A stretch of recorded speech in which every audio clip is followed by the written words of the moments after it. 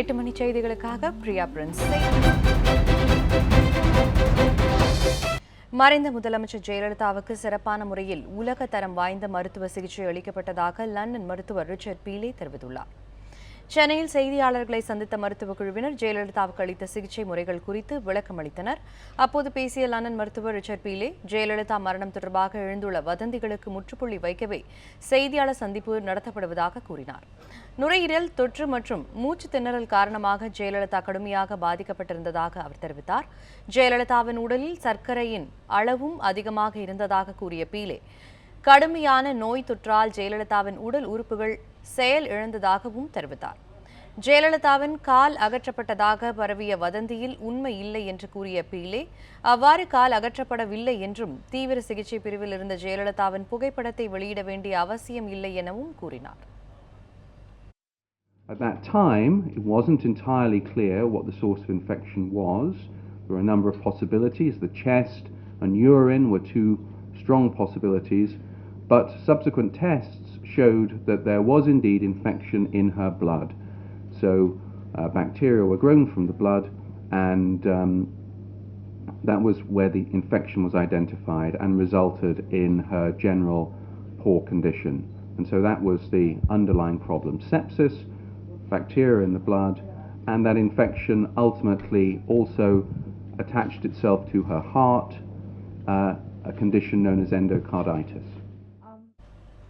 தொடர்ந்து பேசிய மருத்துவர் பீலே, லண்டன் கொண்டு சென்று உயர் சிகிச்சை வழங்க ஜெயலலிதா விரும்பாத காரணத்தாலேயே வெளிநாட்டுக்கு கொண்டு செல்லவில்லை என்று கூறினார். At Apollo are first rate. The team was highly expert, and it was being reinforced with extra opinion, as you've heard. So although we discussed this at considerable length, our shared view was that in that early phase, when she was on the ventilator and unconscious, that the things we were doing were going in the right direction, and that risk-benefit balance did not justify a journey of that length with the risks associated with it. However, we kept it under review. Later, of course, she was awake, and by then it was very clear that she herself did not wish to move. Once she'd woken up and was interacting as we've described, and it was obvious to me, and I'm sure you all know, there is no way we could tell the Honourable Chief Minister what she should or shouldn't do in this regard. So it became a matter of her choice, not ours. But that's how it worked. ஜெயலலிதாவுக்கு தீவிர சிகிச்சை அளிக்கப்பட்டதன் காரணமாக அவரது விரலில் வீக்கம் இருந்ததாக மருத்துவர்கள் தெரிவித்தனர். ஜெயலலிதாவின் ஒப்புதலின் பேரிலேயே கடந்த ஆண்டு அக்டோபர் மாதம் 27ஆம் தேதி கட்சி சின்னம் தொடர்பான தேர்தல் ஆணைய ஆவணத்தில் ஜெயலலிதாவின் கைரேகை பெறப்பட்டதாகவும் இதனை இந்திய தேர்தல் ஆணையம் அங்கீகரித்ததாகவும் மருத்துவர் பாலாஜி தெரிவித்தார். Election paper, the thumb impression was attested by me. Myself and Dr. Babu Abraham were in the room. அவர்கள் கை ரேகையை அட்டஸ்ட் செய்த நான், அதற்கு சாட்சியாக இருந்தவர் டாக்டர் பாபு தான். 27/10/2016 அன்று அந்த நிகழ்வு நடந்தது. I read out the letter from the election commission to her, and since there was அவர் கையில் IV fluid சென்று கொண்டிருந்ததால், அதில் கையெழுத்து போட சிரமம் இருந்ததால், கையும் வீக்கமாக இருந்ததால், அது சாத்தியமாக இல்லை என்பதால் அவரது கைரேகை பதிவு செய்யப்பட்டது. அதை நான் அட்டஸ்ட் செய்தேன். அதற்கு சாட்சியாக டாக்டர் பாபு அன்று அவரோடு இருந்தார். She was conscious. நான் அவரோடு பேசினேன். இந்த மாதிரி நான் டாக்டர் பாலாஜிங்க இந்த ஷி ரெட் தி எலெக்ஷன் கமிஷன்லேருந்து வந்த லெட்டரை படித்தாங்க சார். படிச்சுட்டு she was, since it is not able to sign it, she attested the thumb impression, and I introduced and Dr. Babu.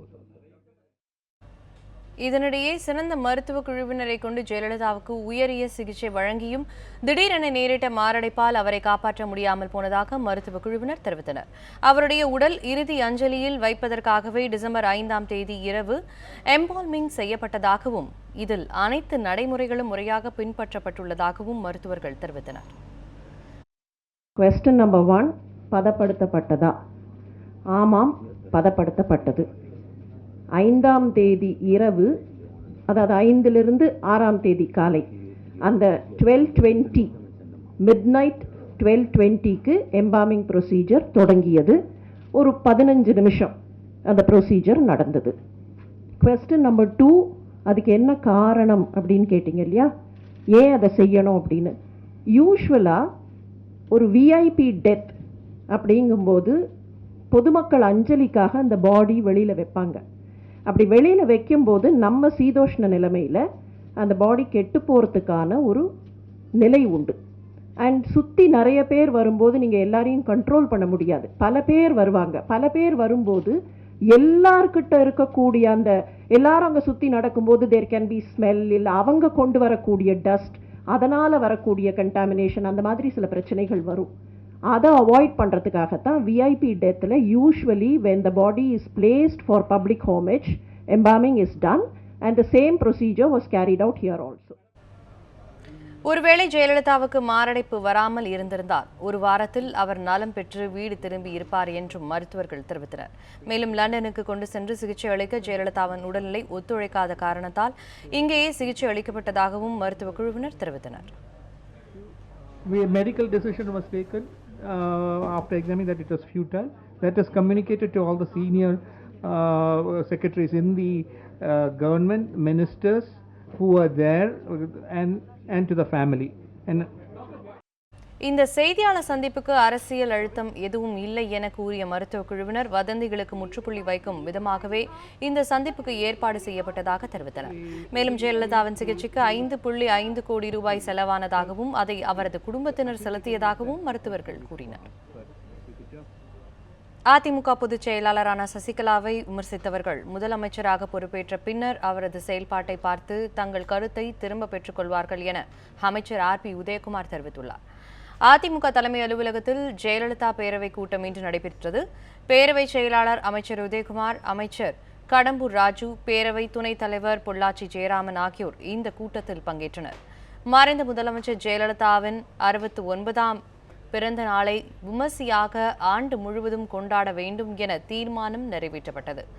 பின்னர் அதிமுக சட்டமன்ற குழு தலைவராக தேர்ந்தெடுக்கப்பட்ட சசிகலாவிற்கு வாழ்த்தும் தெரிவிக்கப்பட்டது.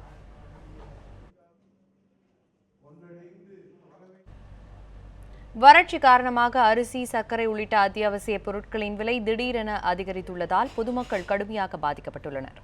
பருவமழை பொய்த்ததால் தமிழகம் முழுவதும் கடும் வறட்சி ஏற்பட்டுள்ளது. இதனால் மகசூல் குறைந்ததால் அரிசி, சர்க்கரை உள்ளிட்ட அத்தியாவசிய பொருட்கள் வெளி மாநிலங்களிலிருந்து வாங்கும் சூழல் ஏற்பட்டுள்ளது. இதனால் அவற்றின் விலை திடீரென கடுமையாக உயர்ந்துள்ளது. 100 கிலோ சர்க்கரை மூட்டை 4000 4300 உயர்ந்துள்ளது. இதேபோல் அரிசி விலையும் ரகத்தை பொறுத்து மூட்டைக்கு 300 ரூபாய் வரை உயர்ந்துள்ளது. இந்த விலை உயர்வு வரும் மே மாதம் வரை நீடிக்கும் என மளிகை வியாபாரிகள் சங்கத்தின் தரப்பில் தெரிவிக்கப்பட்டுள்ளது. வடமாநிலங்களிலிருந்து வர வேண்டிய அரிசி அதிக வாடகை கொடுத்து வருவதாலும் தமிழ்நாட்டில் அரிசி விலை சற்று உயர்ந்திருக்கிறது. ஆனால் வரும் ஏப்ரல், மே மாதங்களில் மறுபடியும் பழைய நிலைமைக்கு வந்துவிடும், அரிசி விலை குறையும் என்று எதிர்பார்க்கப்படுகிறது. எண்ணூர் கடல் பகுதியில் எண்ணெய் கலந்ததால் பாதிக்கப்பட்ட மக்களுக்கு உரிய இழப்பீடு வழங்க நடவடிக்கை எடுக்கப்பட்டு வருவதாக கப்பல் துறை இயக்குநர் மாலினி சங்கர் தெரிவித்துள்ளார்.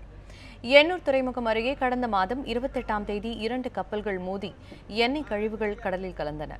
இதனால் கடல் பகுதியில் உள்ள மீனவர்கள், பொதுமக்களின் வாழ்வாதாரம் கடுமையாக பாதிக்கப்பட்டது. இந்த நிலையில் இன்று செய்தியாளர்கள் சந்திப்பில் பேசிய கப்பல் துறை இயக்குநர் மாலினி சங்கர், பாதிக்கப்பட்ட மக்களுக்கு உரிய இழப்பீடு வழங்க நடவடிக்கை மேற்கொள்ளப்பட்டு வருவதாக தெரிவித்தார். விசாரணை காரணமாக இழப்பீடு பெறுவதில் காலதாமதம் ஏற்படாது என்றும் மீட்பு பணிகளுக்காக செலவிடப்பட்ட தொகையும் அந்த கப்பல் நிறுவனத்திடம் இருந்து பெறப்படும் என்றும் கூறினார். அலங்காநல்லூரில் நடக்கும் ஜல்லிக்கட்டு போட்டியில் பங்கேற்பதற்காக ஆயிரக்கணக்கான இளைஞர்கள் ஆர்வமுடன் பதிவு செய்து வருகின்றனர். மதுரை மாவட்டம் அலங்காநல்லூரில் வரும் 10ஆம் தேதி ஜல்லிக்கட்டு நடைபெறவுள்ள நிலையில் மாடுபிடி வீரர்களுக்கான முன்பதிவு இன்று காலை 9 மணிக்கு தொடங்கியது. இதற்காக அதிகாலை முதலே ஆயிரக்கணக்கான இளைஞர்கள் நீண்ட வரிசையில் காத்திருந்து தங்கள் பெயரை முன்பதிவு செய்தனர். மாடுபிடி வீரர்கள் புகைப்படத்துடன் கூடிய ஆவணங்களை சமர்ப்பித்ததுடன் மருத்துவ பரிசோதனைக்கு உட்படுத்தப்பட்டு பின்னர் வீரர்களுக்கான பதிவு எண் கொண்ட அனுமதி ஒப்புகை சீட்டு வழங்கப்பட்டது.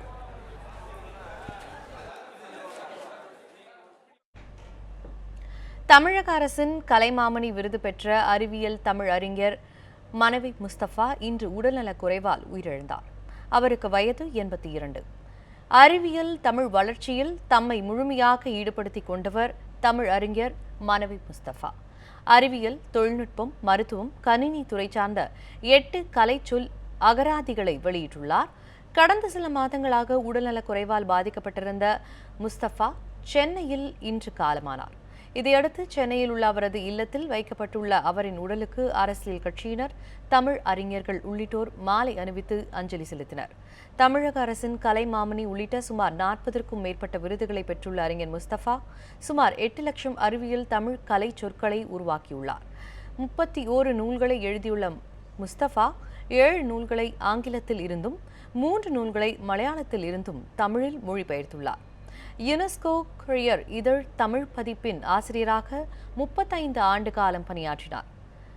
என்சைக்ளோபீடியா பிரிட்டானிகா களஞ்சியம் தமிழ் பதிப்பின் பொறுப்பாசிரியராக திகழ்ந்த சிறப்பாக வெளிவந்தார்.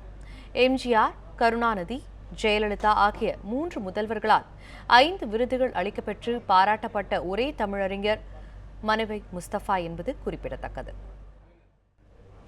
8 மணி செய்திகளில் பல்வேறு செய்திகளை பார்த்தோம். மேலும் பல செய்திகளுக்கு தொடர்ந்து இணைந்திருங்கள் நியூஸ் 7 தமிழுடன்.